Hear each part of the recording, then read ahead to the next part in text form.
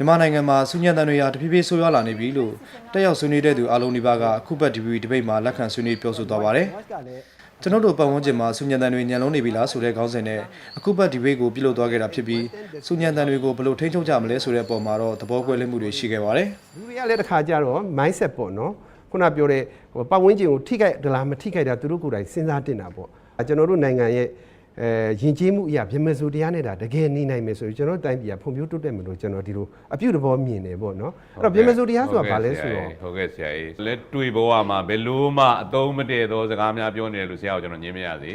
ဥပဒေကဆရာစာအုပ်ထဲအရာတွေကိုဆရာပြောနေတာခုနဗြဟ္မစိုးရတရားဘာညာသိမ့်မိုက်တာပဲအမတန်နားထောင်လို့ကောင်းတယ်ဒါပေမဲ့ကျွန်တော်တို့လက်တွေ့ဘဝမှာအဲ့ဒါတကယ်မရှိပါဘူးဆရာအဲ့ဒါကလည်းသူတို့ကိုယ်တိုင်ကလည်းဘယ်လောက်ထိခိုက်တယ်မထိခိုက်တယ်ဆိုတော့ assess လုပ်ရတော့မှာပေါ့နော်လောသုံးဝင်ကိုပိတ်လိုက်မယ်ကန့်တက်လိုက်မယ်ဆိုရင်ရောပို့ပြီးတော့အဆင်ပြေမလားပေါ့နော်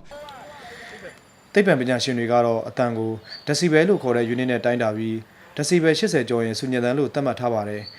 သုတေသနတွေ့ရှိချက်တွေအရဒီကနေ့ကမ္ဘာပေါ်ကဆေးရောဂါဝေဒနာရှင်အားလုံးရဲ့3ပုံတစ်ပုံနဲ့ခေါင်းကိုက်ဝေဒနာရှင်အားလုံးရဲ့5ပုံတစ်ပုံဟာစုညံတန်ကြောင့်ဖြစ်တယ်လို့ဆိုထားပါတယ်မြန်မာနိုင်ငံမှာတော့စုညံတန်တွေဟာ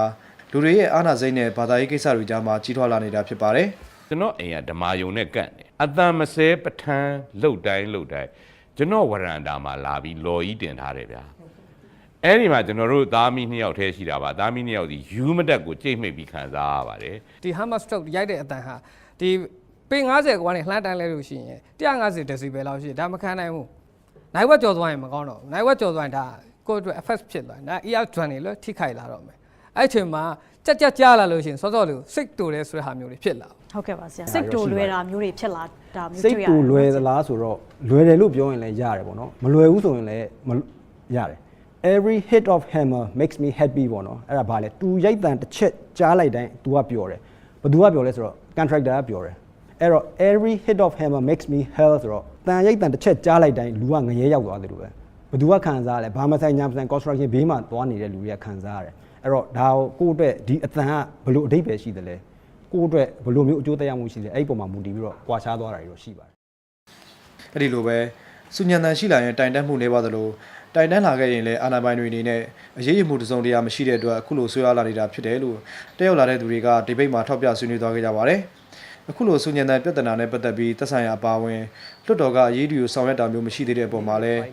အဓိကဆွေးနွေးသူတွေကစောရကတက်ဝေဖန်သွားခဲ့ကြပါတယ်ဒီဘိတ်ကို